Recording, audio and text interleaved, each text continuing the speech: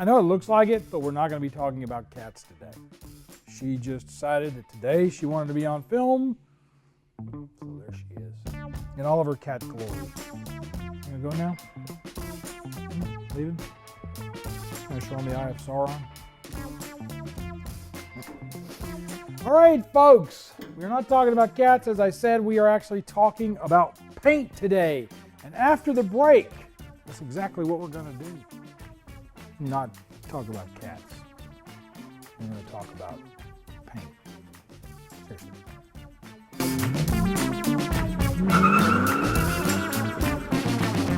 Restoration of a classic Ford is a journey of discovery. Let Autocrafters help you with yours. We offer quality parts for Falcon, Fairlane, F-Series, Galaxy, Maverick, and Pinto. Contact us today. All right, so one thing that we're going to be doing on our 65 Ranchero here is we are going to be going in and repainting the engine bay on this vehicle. And we all know that Ford went to a semi-gloss black, or we should know that Ford went to a semi-gloss black on their engine bays. When they were doing the early cars, the 62s, 61s, the engine bay was basically the fender tops were the body color, but the actual inner fender skirts were a nice semi-gloss black. And they started this probably in 59 or so. We know that there is a color that Ford used in 1959 that was when they started doing this as what we would like to call a certain gallon barrel of paint. Ford would go in and they would buy these big gallon barrels of paint. They even had a part number for it. And that color was a B8A 1713-A. Now that was what Ford had that part number for that. It was a semi-gloss black paint. Another thing you might not know is that Ford never primed their engine bays. The engine bays were the primer and the paint was one thing. And I think they did that because they didn't want to do the red iron oxide underneath that in case you had some bleed through or you had some places where you may have gotten it primed but you didn't get the black paint. That's probably what that was for. So whenever you're doing a restoration, keep that in the back of your mind. Are you trying to replicate that completely? Probably not. Are you going to be able to find that BA8 whatever paint? No. You are not. It has been obsolete for quite a long time. If you do find a gallon barrel of it, I am almost positive that it's going to be so nasty and awful you won't be able to use it. So there. So what are your alternatives? What can one do when one wants to go in and paint their car with a semi-gloss black engine paint? Well, at one point in time, there was another color, and that color was a Diztler DDL 9423. Now, oddly enough, that color has also been completely discontinued. You can't find it. There are certain people who do know where that color is, one of those being Bob Perkins, which is the source for most of our information on this video.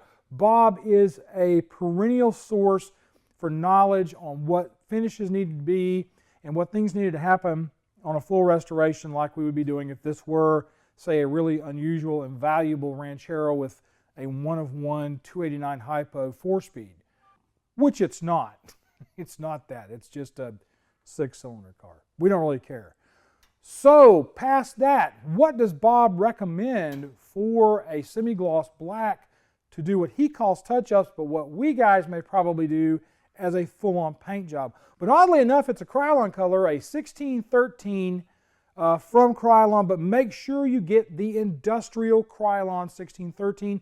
Do not get it at Walmart because Bob Perkins says that the Walmart stuff is less wonderful than the stuff you can get from like Fastenal. In fact, that's who Bob says you could get your 1613 from because they carry the really good industrial stuff and it is a really good match for the black that Ford used originally.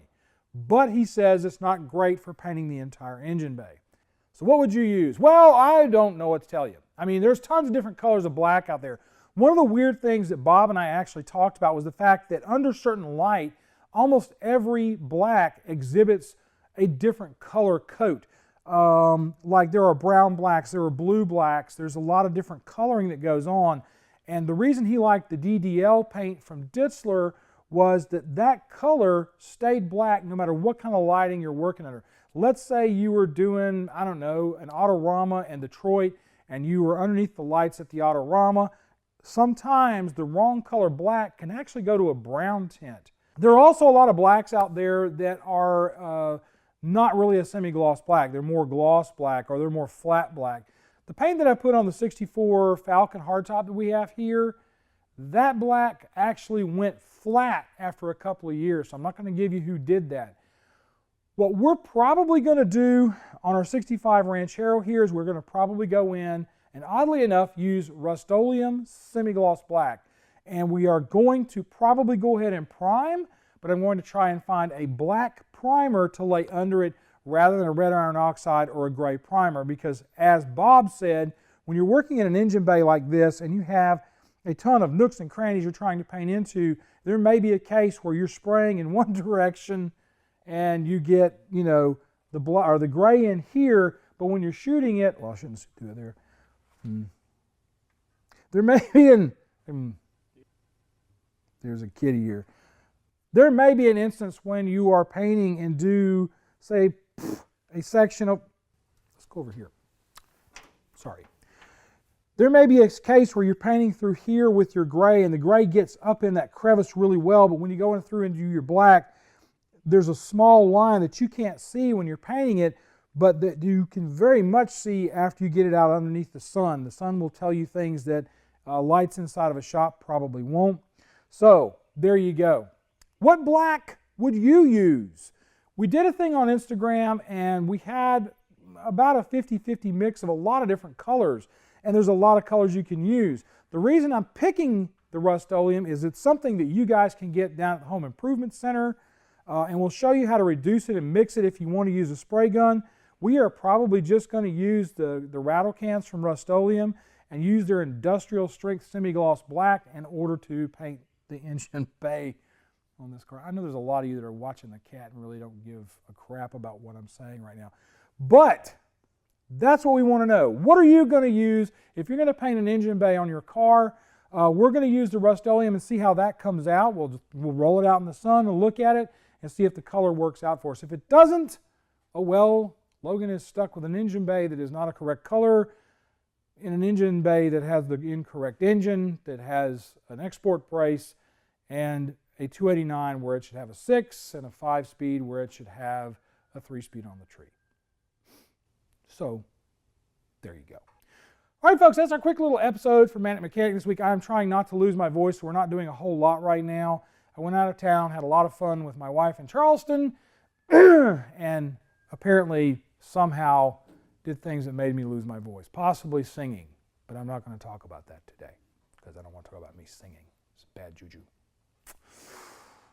So let's talk about something else. Let's talk about Patreon. Patreon is your best way to support this show, and let us know how you love what we do for you. If we save you any kind of money on a car that you're working on, Patreon is a great way to show us that you do not have to come in at the $10 a month level like a lot of guys do in support of us that get the monthly meetings with me on Zoom. You can come in under that and you can go over that. You don't have to just do $10 a month. There's levels below it and levels above it. This money goes to help pay Darren, my camera guy, and also our editor around here right now. Andrew just, you know, we knew he was going to do it. He took the blue pill, or whichever pill was that was the other thing on the Matrix. He took that pill. So he's now eating steak and stuff, I guess, for whatever reason. In any case, there's also Super Thanks, folks. That's right. Super Thanks is your best way to come in on a one-time basis and help us out a little financially, show us a little bit of love. Do that if you want to. That's great. And I guess that's it. So be kind to each other, love on each other, treat each other nice. You guys have a great week, and we'll see you on down the road.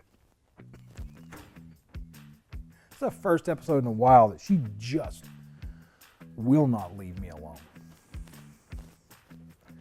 She's a dork. I love her, but she's a dork. She's over here rubbing cat spit on everything, so it's hers. And creating rust, because this is still in non-primer. I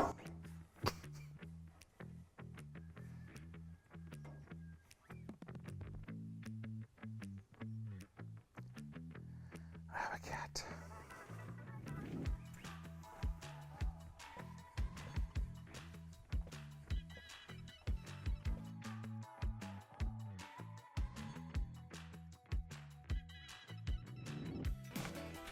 One over here. Come here. You wanna come in here? Gonna be in the shot. Come here. Right here. No? Why not now? You were here a minute ago. What's wrong with now? All three are alive.